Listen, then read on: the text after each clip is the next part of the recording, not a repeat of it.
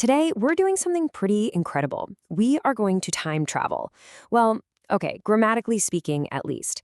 If you've ever felt stuck in the present tense and you really want to clearly, confidently talk about your plans or your predictions for the future, you are absolutely in the right place.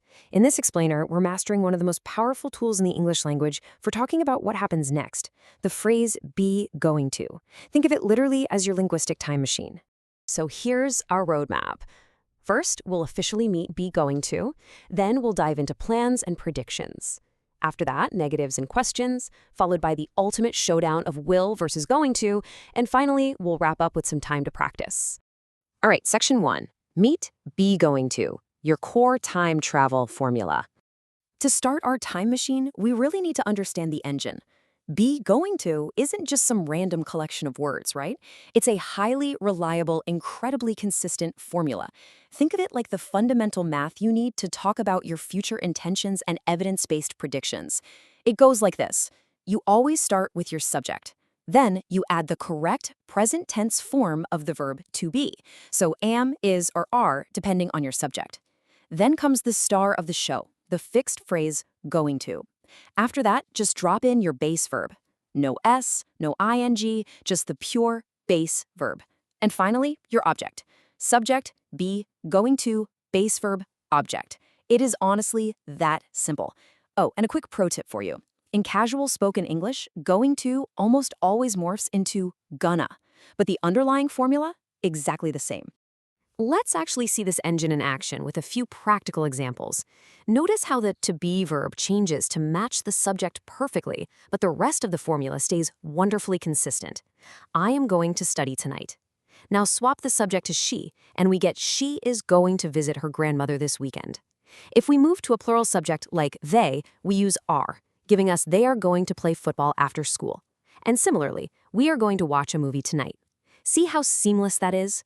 Once you've got the formula down, you literally just plug in your subjects and your actions.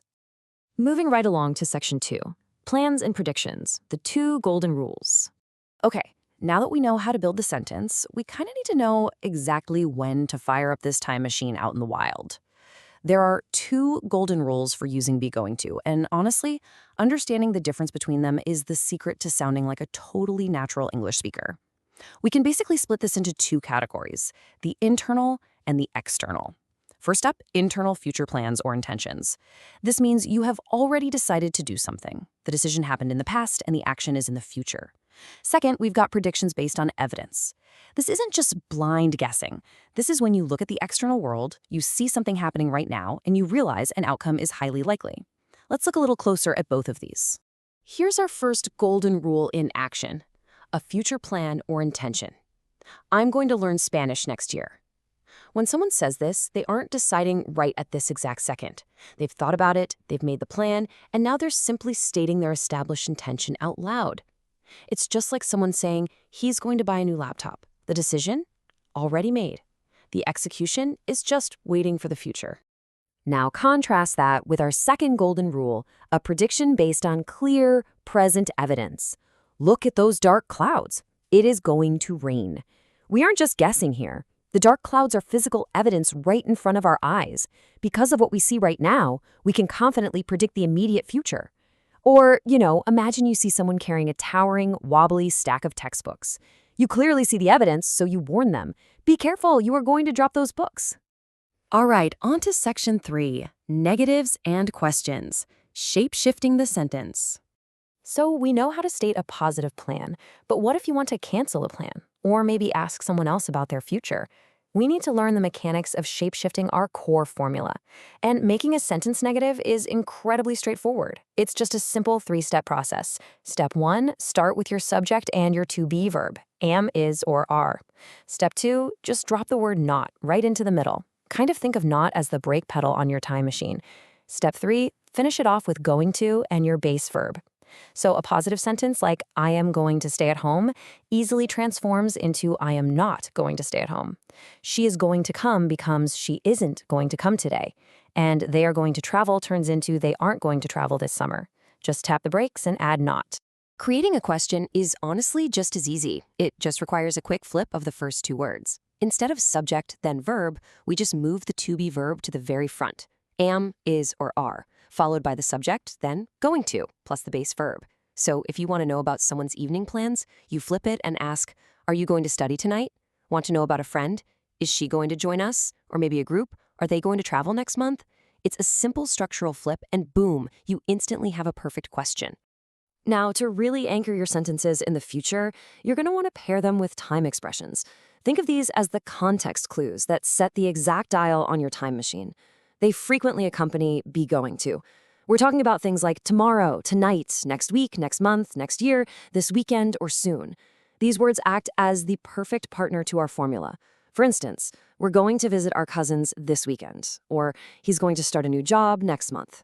It paints a complete, vivid picture of exactly when that future plan is going down. Let's head into section 4, will versus going to, the ultimate showdown.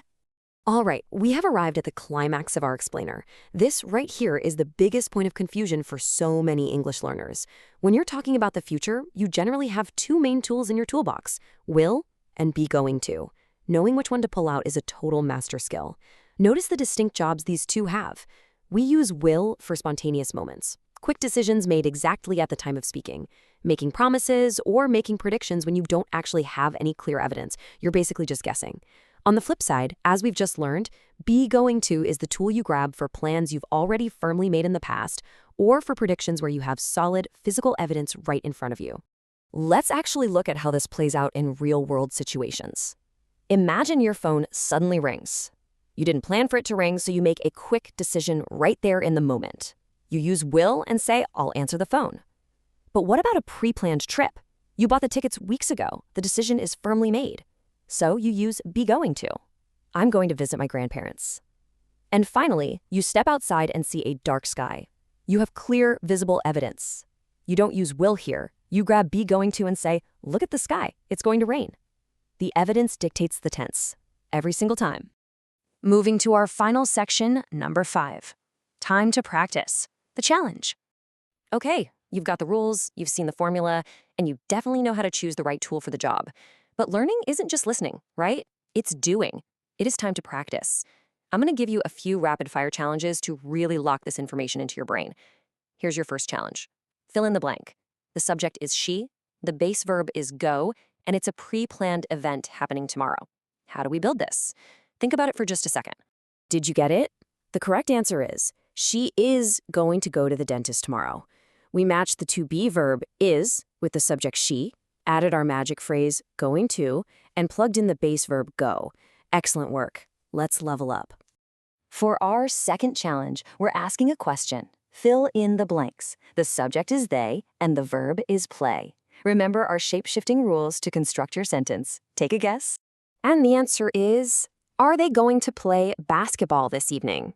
Because it's a question, we completely flipped the structure, moving the to be verb, which in this case is are to match they, to the very front of the sentence. Brilliant. Okay, one more to go. Here is your final challenge. This time, we want a negative sentence.